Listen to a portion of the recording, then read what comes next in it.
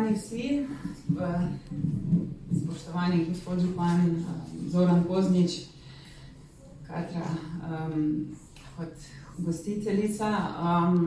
Jaz ne bom na dolgo in na široko, bom pa povedala, zakaj je bil mogoče ta projekt drugačen, pa mogoče prvi drugačen v tem mestu, tudi na tem delu Slovenije, mogoče celo v Evropi v tem kontekstu.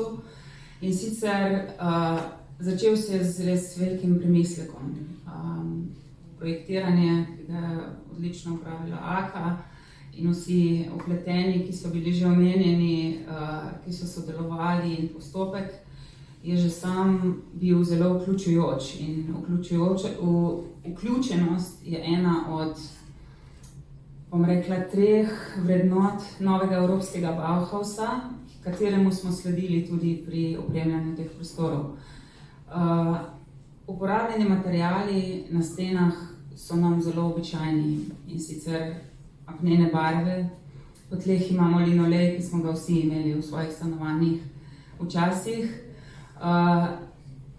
Morda ne prinašajo vidne spremembe, prinašajo pa spremembo pri tem, kako se bo nekdo tu noter počutil.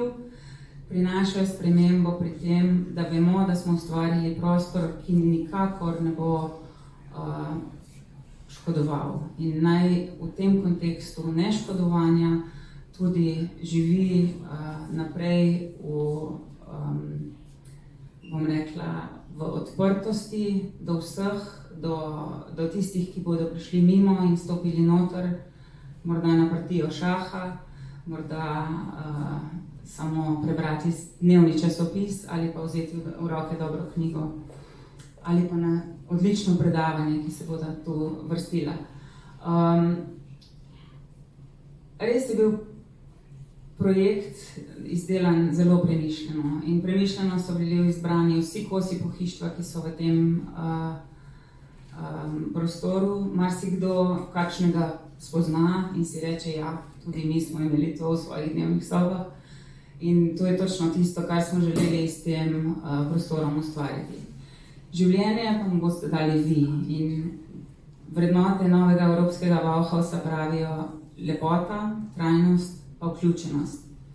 Vse te 3 stvari Trbovlje zelo dobro poznajo in naj se nadaljujejo v tem prostoru, kot se nadaljujejo vsakič, ko gre kdo mimo in pogleda noter v tisti stari Borovo, kaj pa je zdaj tukaj, ko smo gledali čevlje, ko smo šli mimo. Jaz bom povedala, da sem zelo vesela, da sem bila lahko del tega. Ogromno nas je bilo mojstri, ki so znali delati s temi materiali, ki še znajo te stvari in se jih znova učijo. In želim si, da bo